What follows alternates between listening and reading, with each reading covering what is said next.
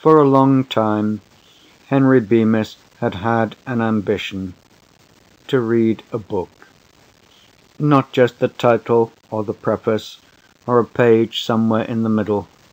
He wanted to read the whole thing, all the way through, from beginning to end. A simple ambition, perhaps, but in the cluttered life of Henry Bemis, an impossibility. Henry had no time of his own. There was his wife, Agnes, who owned that part of it that his employer, Mr. Carsville, did not buy. Henry was allowed enough to get to and from work, that in itself being quite a concession on Agnes' part. Also, nature had conspired against Henry by handing him a pair of hopelessly myopic eyes. Poor Henry literally couldn't see his hand in front of his face. For a while, when he was very young, his parents had thought him an idiot. When they realized it was his eyes, they got glasses for him. He was never quite able to catch up. There was never enough time. It looked as though Henry's ambition would never be realized. Then something happened which changed all that.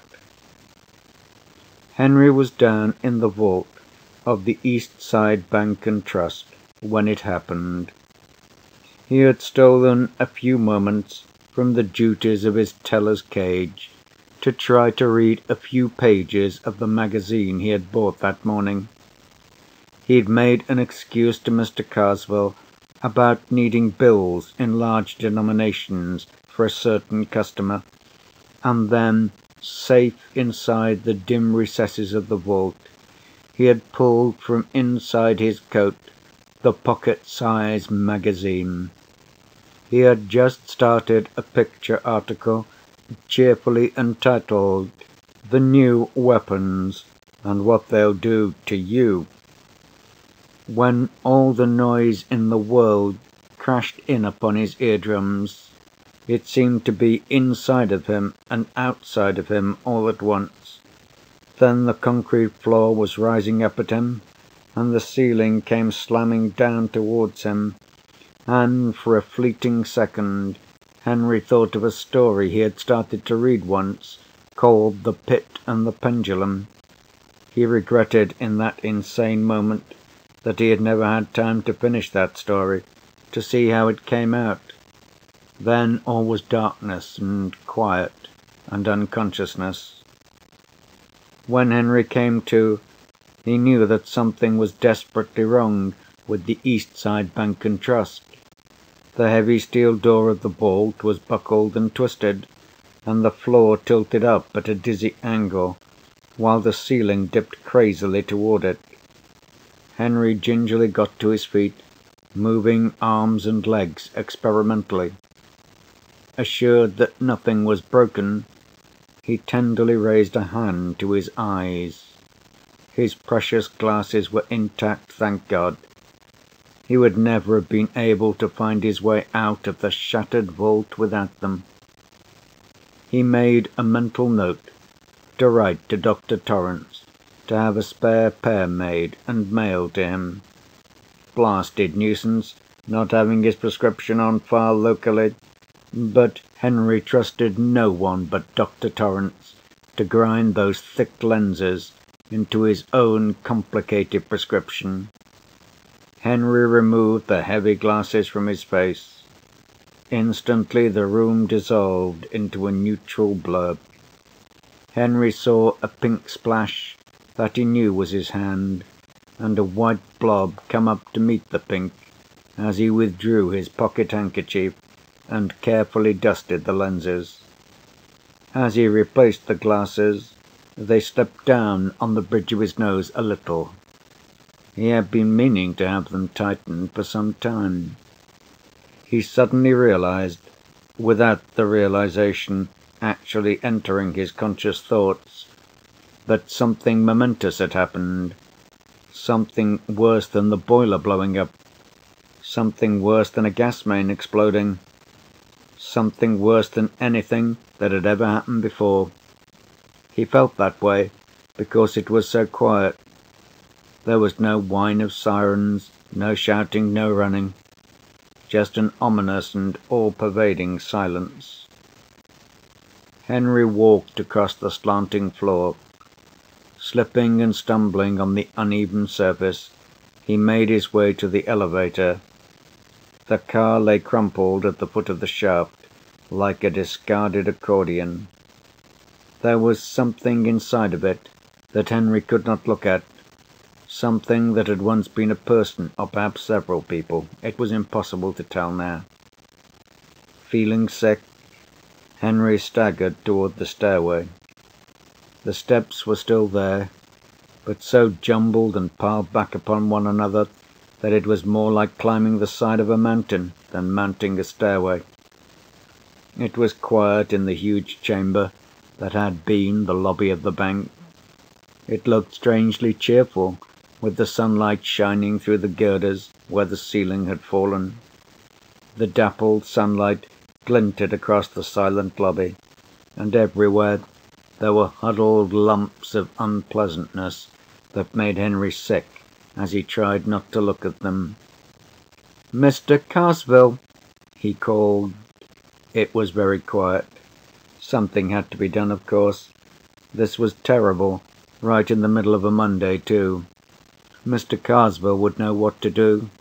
He called again, more loudly, and his voice cracked hoarsely. "Mr. Carsville!" And then he saw an arm and shoulder extending out from under a huge fallen block of marble ceiling. In the buttonhole was the white carnation Mr. Carsville had worn to work that morning, and on the third finger of that hand was a massive signet ring, also belonging to Mr. Carsville. Numbly, Henry realized that the rest of Mr. Carsville was under that block of marble. Henry felt a pang of real sorrow. Mr. Carsville was gone, and so was the rest of the staff. Mr. Wilkinson and Mr. Emery and Mr. Pritchard, and the same with Pete and Ralph and Jenkins and Hunter and Pat the guard and Willie the doorman. There was no one to say what was to be done about the East Side Bank and Trust, except Henry Bemis, and Henry wasn't worried about the bank.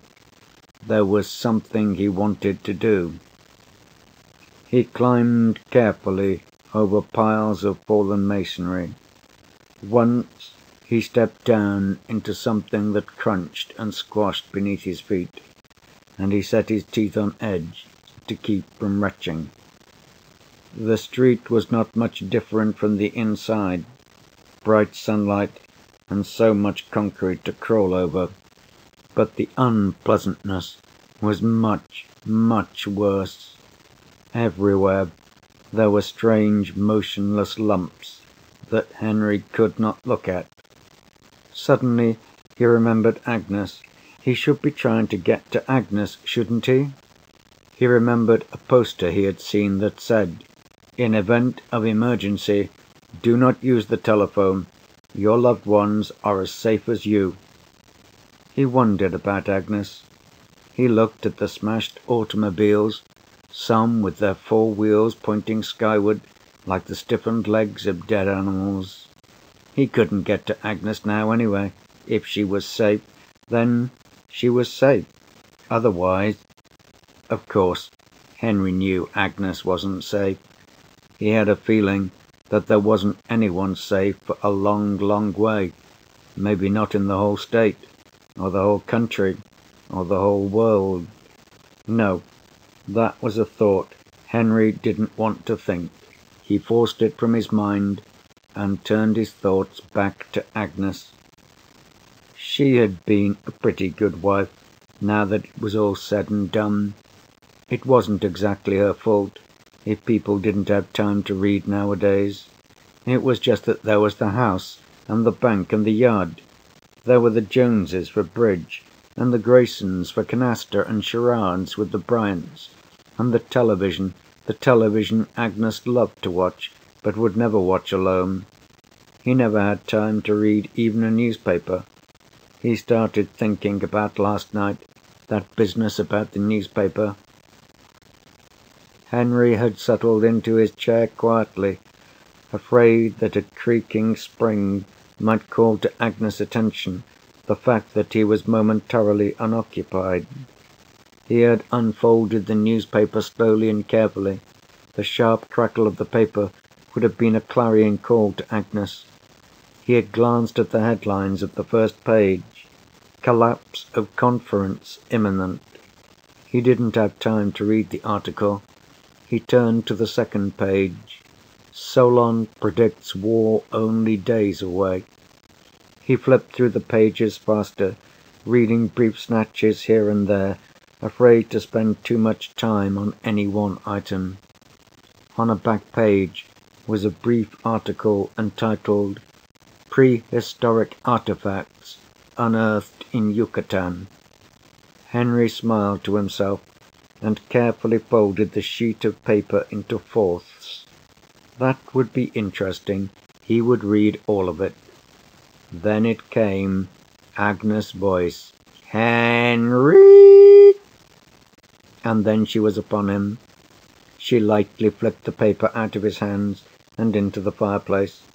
He saw the flames lick up and curl possessively around the unread article. Agnes continued. "Henry, tonight is the Jones Bridge night. They'll be here in 30 minutes, and I'm not dressed yet, and here you are reading." She had emphasized the last word as though it were an unclean act. "Hurry and shave. You know how smooth Jasper Jones' chin always looks, and then straighten up this room." She glanced regretfully toward the fireplace. "Oh dear, that paper, the television schedule. Oh, well, after the Jones leave, there won't be time for anything but the Late Late movie, and don't just sit there, Henry. Hurry!" Henry was hurrying now, but hurrying too much. He cut his leg on a twisted piece of metal that had once been an automobile fender. He thought about things like lockjaw and gangrene, and his hand trembled as he tied his pocket handkerchief around the wound. In his mind he saw the fire again, licking across the face of last night's newspaper. He thought that now he would have time to read all the newspapers he wanted to, only now there wouldn't be any more. That heap of rubble across the street had been the Gazette building. It was terrible to think there would never be another up-to-date newspaper. Agnes would have been very upset. No television schedule. But then, of course, no television. He wanted to laugh, but he didn't. That wouldn't have been fitting, not at all. He could see the building he was looking for now, but the silhouette was strangely changed. The great circular dome was now a ragged semicircle, half of it gone, and one of the great wings of the building had fallen in upon itself. A sudden panic gripped Henry Bemis. What if they were all ruined, destroyed, every one of them? What if there wasn't a single one left? Tears of helplessness welled in his eyes as he painfully fought his way over and through the twisted fragments of the city. He thought of the building when it had been whole. He remembered the many nights he had paused outside its wide and welcoming doors. He thought of the warm nights when the doors had been thrown open and he could see the people inside, see them sitting at the plain wooden tables with the stacks of books beside them. He used to think then what a wonderful thing a public library was, a place where anybody at all could go in and read. He had been tempted to enter many times.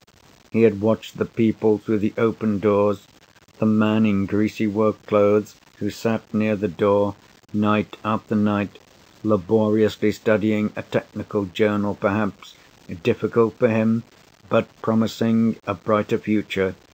There had been an aged, scholarly gentleman who sat on the other side of the door, leisurely paging, moving his lips a little as he did so, a man having little time left, but rich in time, because he could do with it as he chose.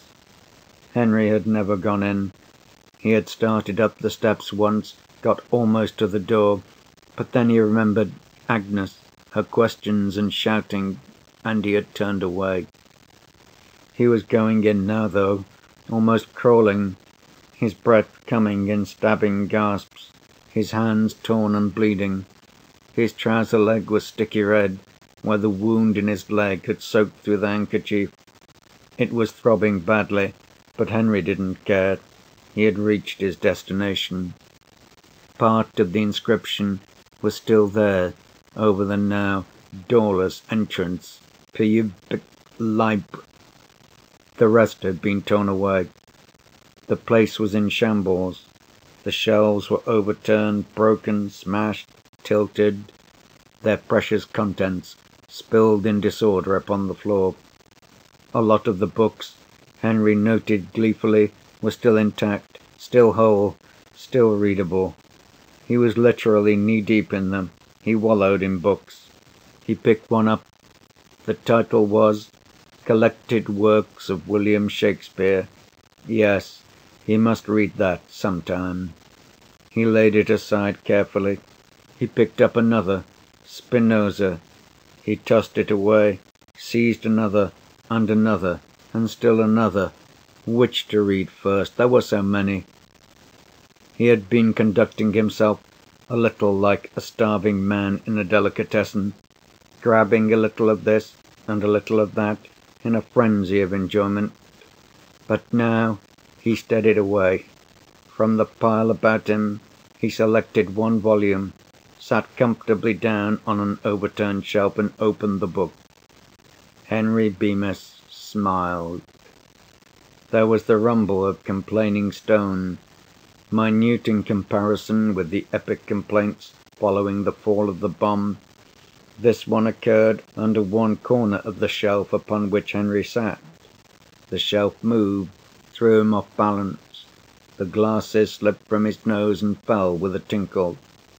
He bent down, clawing blindly, and found finally their smashed remains, a minor, indirect destruction stemming from the sudden, wholesale smashing of a city, but the only one that greatly interested Henry Bemis.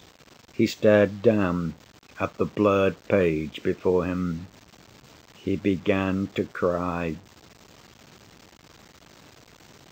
End of Time Enough at Last.